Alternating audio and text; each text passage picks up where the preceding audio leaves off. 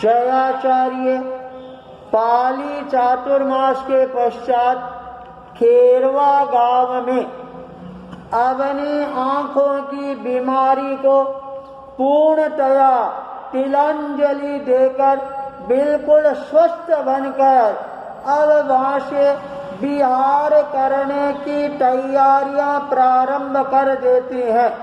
चातुर्मास परिसंपन्न होता है तो आसपास से साधु साध्वियों का आगमन है, वह भी प्रारंभ हो जाता है। साध्वी दीपांजी है, वो भी जयाचार्य के चरणों में पहुंच जाती है। 14 साध्वियों के साथ में और भी अनेकों बड़े बड़े साध्वियों के सिंगाड़े हैं, वो भी जयाचार्य के चरणों में पहुंचने प्रारंभ हो जाते हैं और साधु साध्वियों की संख्या है वो भी बहुत ज्यादा बढ़ जाती है। जयाचार्य अपने पूरे परिकर के साथ में अपनी यात्रा को आगे गतिमान करती हैं और मारवाड़ के बड़ुंदा गांव में पधारते हैं। वहां पर विराज कर पास के अंदर एक छोटा सा गांव, जिस गांव का नाम है काड़ू, जिसको काड़ू के किंड के नाम से पुकारा जाता है, उस गांव में पधारते हैं। साधु साध्वियां बहुत ज्यादा संख्या में थे और योग ऐसा मिला। खेरवा में तो साध्वी सरदार सती और जयाचार्य के बीमारी का उपद्रव हुआ था, पर काड़ू गांव के अंदर मुनि मगवा को मोती जरा है ये निकल जाता है, जिसके कारण जयाचार्य को 27 दिनों तक वहां पर प्रवास करना पड़ता है। इतने साधु साध्वियां साथ में होने से आहार पानी की भी समस्या आती है, पर साधु साध्वियां दृढ़ मनोबल वाली थी। आस पास के 12 गांवों में गोचरी करती, पर जयाचार्य की सेवा करना वो अपना परम दायित्व और कर्तव्य मानती थी। जयाचार्य भी उनकी सेवा भावना से बड़े प्रसन्न हो जाते हैं और साध्वी दीपांजी 15 दिनों तक जयाचार्य की उपासना का लाभ लेकर पुनः मेवाड़ की ओर अपने चरणों को गतिशील बनाना प्रारंभ कर देती है। और जब साध्वी दीपांजी मेवाड़ में पधार रही है, अचानक रास्ते के अंदर डाकू लोग हैं, साध्वी दीपांजी के उस पूरे सिंगाड़े को घेर लेती है। डाकुओं का सरदार है, वह आदेश देता है पास में जितना भी माल है सारा नीचे रख दो। सारी साध्वियां कांपने लग जाती है, दूजने लग जाती है और मन में चिंतन करना प्रारंभ कर देती है, अब क्या करना चाहिए। साध्वी दीपांजी ने अपने दृढ़ मनोबल के साथ साध्वियों को कहा, अरे साध्वियों देख क्या रही हो, और जल्दी करो, अपने खंडों का कमर का जो सामान है वो सारा खोल खोल कर उतार उतार कर और या नीचे ढेर लगा दो। सारी साध्वियां देखती रह जाती है और मन में विचार कर रही है, क्या हमारा सारा माल है वह माल डाकू लोग लूट कर ले जाएंगे।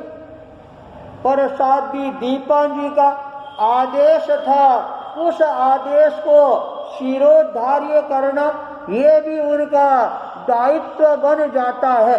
तब सारी साध्वियों ने सारे सामान को नीचे रख दिया और साध्वी दीपा जी उन डाकुओं की ओर देख रही है।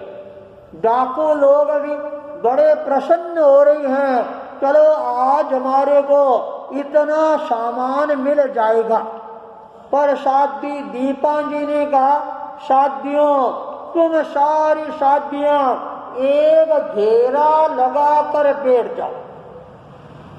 आदेश होते ही सारी साध्वियां उन सारे उपकरणों के चारों तरफ घेरा लगाकर बैठ जाती है और साध्वी दीपा जी है वह एकदम बिस्की अंदर आकर बैठ जाती है।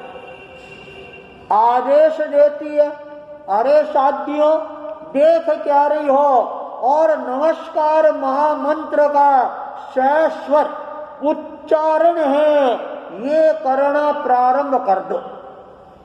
आदेश होते ही सारी साध्वियां एक स्वर के अंदर नमस्कार महामंत्र की ध्वनि को गुंजायमान करना प्रारंभ कर देती है।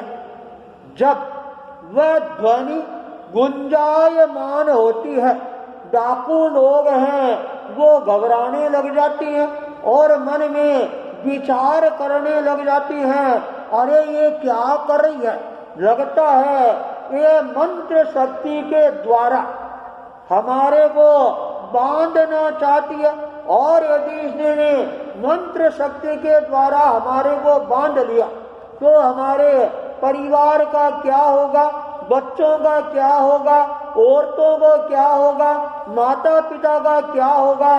और वो डाकू लोग अब घबराना प्रारंभ कर देती है।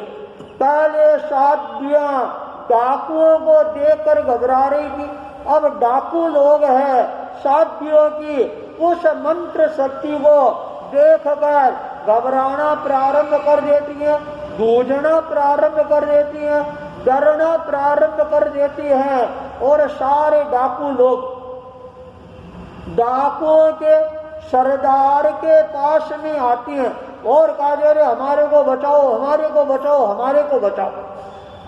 डाकू का सरदार है वह भी डरने लग जाता है, कांपने लग जाता है, गूंजने लग जाता है और कहा जा रहा देखो वह जो बीच के अंदर आंखें बंद करके बैठी है वह साध्वी सबसे ज्यादा ताकतवर है और उसके पास में सारी शक्ति है। अपने को उस साध्वी को खुश करने का प्रयास करना चाहिए। सारे डाकू लोग आगे बढ़ते हैं और उन साथियों को हाथ जोड़ना प्रारंभ कर देते हैं। अरे माता जी हमारी गलती हो गई, हमारे को माफ करो, हमारे को क्षमा करो। अरे हमारे पास कोई प्रकार के मंत्र शक्ति का प्रयोग आप मत करवाना, वरना हमारा जीवन है ये बर्बाद हो जाएगा। अरे संत लोग होते हैं वो किसी के जीवन को बर्बाद नहीं करते हैं, आबाद करने वाले होते हैं। हम आपके चरणों में नतमस्तक होते हैं, झुक रही हैं, आप हमारे को माफ करो। और साध्वियां उन डाकुओं की ओर देखने लग जाती है, पर साध्वी दीपा जी वह अपने संकल्प बल के साथ में बैठी हुई है और साध्वियों को हाथ से इशारा करती है, जाब बंद मत करो, जाब चालू रखो। साध्वियां और तेज स्वर में जाब करना प्रारंभ कर देती है। डाकू लोग एकदम कांप जाते हैं, फिर कातर दृष्टि से देखते हुए साध्वी दीपा जी को निवेदन करती हैं, अरे आप महान हो, एक बार आंख खोलकर आप देख लो और हम आपके आंखों के दर्शन करके यहाँ से पलायन कर जाएंगे, हमारे को माफ कर देना, क्षमा कर देना। साध्वी दीपा जी ने अपनी दोनों आंखों को खोला और उन आंखों से इतना ज्यादा प्रकाश है वह नजर आ रहा था। एक बार तो डाकुओं की आंखें हैं वो भी चुन दिया जाती है और वो डाकू लोग हाथ जोड़कर मुट्ठी में थूक कर और वहां से इस तरह से पलायन करती हैं, दौड़ती हैं, पीछे मुड़कर देखने का नाम नहीं लेती हैं। और जब साध्वी दीपान जी ने देखा सारे डाकू लोग चले गए हैं, तब साध्वी दीपा जी ने कहा, साध्वियों हो गया तुम्हारा जप का अनुष्ठान पूरा। जप का अनुष्ठान पूरा होता है। साध्वी दीपा जी ने कहा, अपना अपना सामान है वह वापिस संभालो और मेवाड़ की ओर आगे बढ़ो, आगे चलो।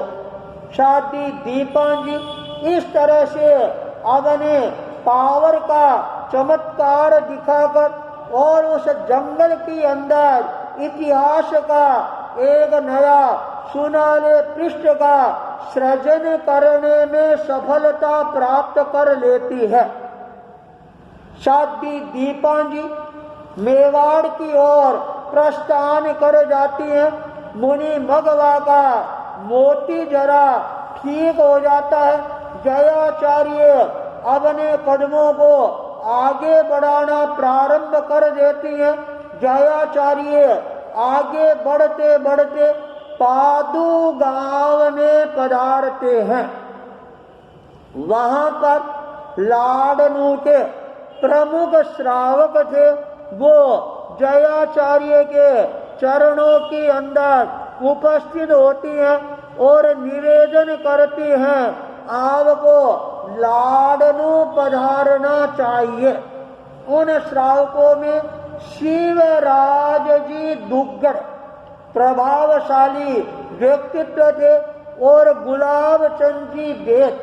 इन दोनों ने जयाचार्य को लाडनू पधारने का निवेदन किया।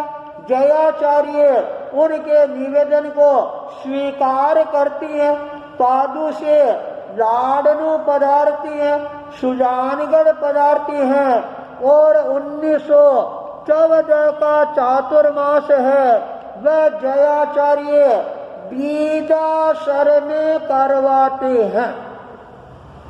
जब बीजासर में चातुर्मास प्रारंभ होता है और उस समय सावन का महीना निकल गया, भादवा आ गया, संवत्सरी का महापर्व निकल जाता है। बीजासर के लोगों ने जयाचार्य को निवेदन किया, आपने मालवा यात्रा की। इंदौर शहर के अंदर ऋषभदास जी मोदी के निवेदन पर और आपने अपना पट्टोत्सव है ये इंदौर में विधिवत रूप से मनाना प्रारंभ किया। अरे हकदार तो हम बीजासर वाले बनते थे, यहाँ पर आपने आचार्य पद ग्रहण किया और आप पट्टोत्सव है वह मालवा इंदौर में मनाना प्रारंभ किया, तो हमारे बीजासर के अंदर भी तो आप कोई न कोई इतिहास का एक नया सुनहला पृष्ठ है उसका सृजन करवाएं। जयाचार्य ने उनकी बात को बहुत ही धैर्य पूर्वक श्रवण किया, चिंतन किया, मनन किया और उसके बाद में जयाचार्य ने देखा आचार्य भिक्षु का परिनिर्वाण दिवस भाद्रव शुक्ला त्रयोदशी का दिन है वह हमारे सामने आ रहा है और आज तक हमारे धर्म संघ के अंदर आचार्यों का निर्वाण दिवस है ये नहीं मनाया जाता है। तो क्या इस बीजासर की धरा पर यह एक नया आयोजन है, उपक्रम है, महोत्सव है, क्यों नहीं प्रारंभ कर दिया जाए। जयाचार्य ने उन श्रावकों की भावनाओं को आदर दिया, सम्मान दिया और सभी साधु साथियों को आह्वान किया। तेरस के दिन आचार्य भिक्षु का एक तरह से परिनिर्वाण हुआ था और अपने को उस दिन आचार्य भिक्षु के चारम दिवस को चारमोत्सव के रूप में मनाना है। यह बात सुनकर सारे साधु साथियां खुश हो जाती हैं और श्रावक श्राविकाओं को जब पता लगता है इस बार हमारे बीदासर के अंदर एक नया महोत्सव प्रारंभ हो रहा है, चार महोत्सव, यह बात श्रावक समाज के लिए भी एक नई बात के रूप में उभर कर सामने आती है। घर घर के अंदर एक नए उत्साह का वातावरण है, वह बनना प्रारंभ हो जाता है। जयाचार्य ने कहा, मगजी देखो तुम्हारे बीदासर के अंदर हम चारमोत्सव मनाने का कार्यक्रम है, प्रारंभ कर रही हैं। मुनि मगजी ने निवेदन किया, गुरुदेव ये जो आपकी मान्यता है, श्रावकों की छोटी बात को भी आप कितना बड़ा आदर और सम्मान है ये प्रदान करवा रहे हैं। जो ही तेरस का दिन आता है और बारिश के सायंकाल के समय अनेकों साधु साथियां श्रावक श्राविकाएं जयाचार्य के पास में आकर और तेरस के उपलक्ष्य के अंदर उपवास का प्रत्याख्यान है ये करती हैं। जब जयाचार्य ने इस तप को देखा तो जयाचार्य के मन में भी बड़ी प्रसन्नता होती है कि आचार्य भिक्षु स्वयं एक तपोपुंज के रूप में हमारे सामने आए थे और आज ये साधु साधियां श्रावक श्राविकाएं उस धर्मोत्सव के उपलक्ष्य में उपवास कर रही है। ये तो और भी अच्छी बात है, प्रेरणा की बात है और इनसे प्रेरणा लेकर और भी आने वाले समय के अंदर एक अच्छा तप का वातावरण है वह निर्मित हो सकता है। जयाचार्य ने दूर दृष्टि से चिंतन किया और उपवास करने वालों को प्रत्याख्यान करवाया। साथ में जयाचार्य ने यह भी निर्देश प्रदान किया, तप के साथ में जप का अनुष्ठान है ये भी चलना चाहिए। और अनेकों को ये प्रेरणा लग जाती है और अनेकों श्रावक श्राविकाएं साधु साधियां जप की ओर भी अपने आप को गतिशील बनाना प्रारंभ कर देती हैं। तप के साथ में जब जप का योग मिलता है तो वह एक तरह से माणी कंचन वाला योग बन जाता है। सारे बीदासर के अंदर जप की और तप की गंगा और यमुना है ये प्रवाहवान बनने प्रारंभ हो जाती है। आचार्य भिक्षु का जिस समय स्वर्गवास हुआ था ठीक उसी समय जयाचार्य पट्ट पर विराजमान होते हैं। सामने श्रावक श्राविकाओं का समंदर है वह लहराता हुआ नजर आता है। दाएं बाएं साधु साधियां विराजमान है और जयाचार्य ने बीदासर में भाद्रव शुक्ला त्रयोदशी के दिन आचार्य भिक्षु के उस निर्वाण दिवस को चार महोत्सव के रूप के अंदर एक तरह से प्रारंभ किया। 13 पंड धर्म संघ के अंदर पट्टोत्सव के बाद में चारमोत्सव है। यह दूसरा एक महान संघीय महोत्सव है, ये प्रारंभ होता है। अनेकों साधु साध्यों ने आचार्य भिक्षु के जीवन चरित्र को अपनी भाषाओं के अंदर गीतिकाओं के माध्यम से प्रस्तुत करना प्रारंभ किया। अनेकों श्रावक श्राविकों ने भी अपनी भावनाएं व्यक्त की।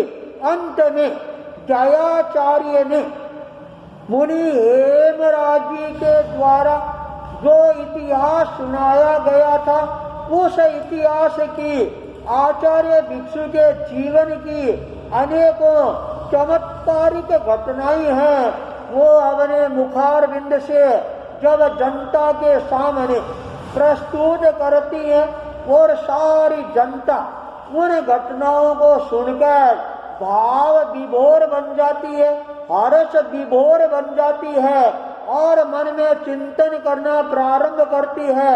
देखो हमारे बीदासर की ये धरा कितनी उर्वरा धरा बन गई है, महान धरा बन गई है, जिस धरा पर जयाचार्य आज यहाँ पर चरम महोत्सव है जैसा आयोजन है वह हमारे को प्रदान करवा रही है।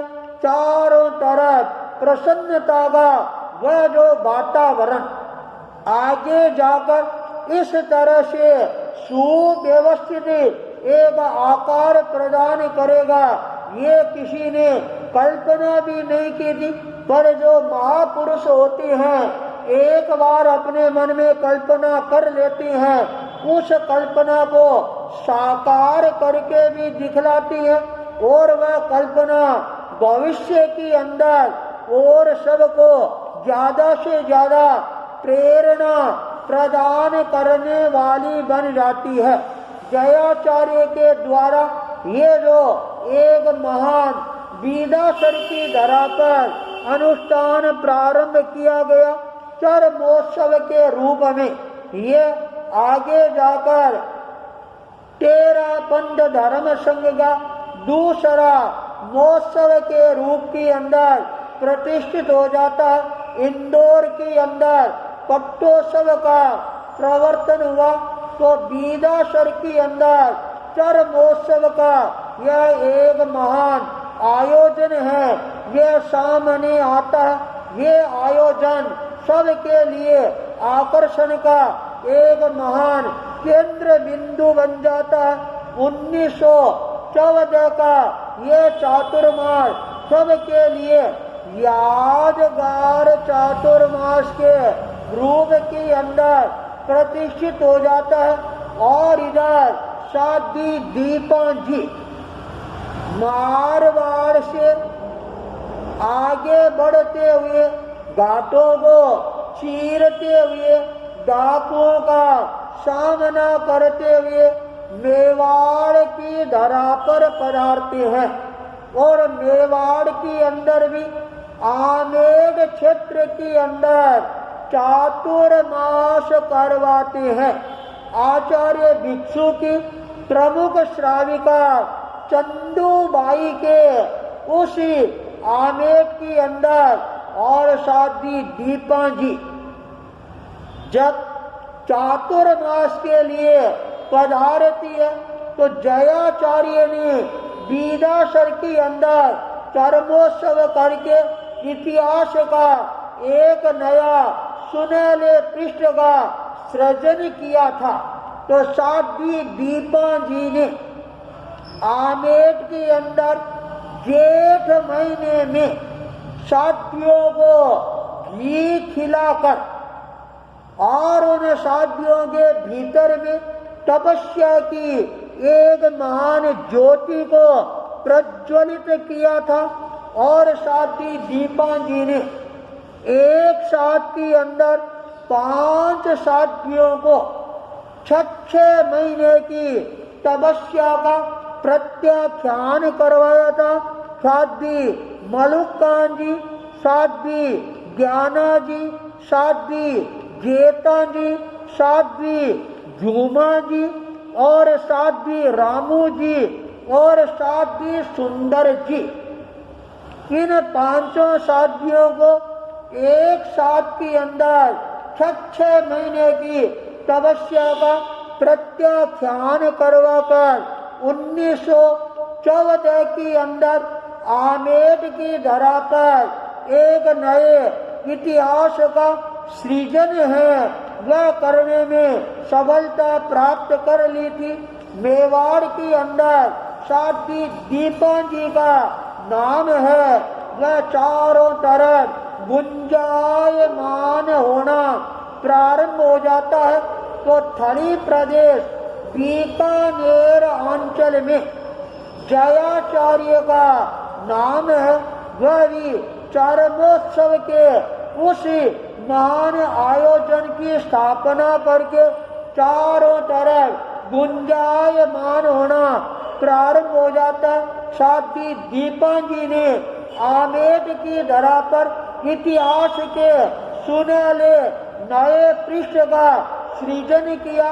तो जयाचार्य ने बीदासर में चरमोत्सव मनाकर इतिहास का एक नया सुनहला पृष्ठ है इसका सृजन किया था।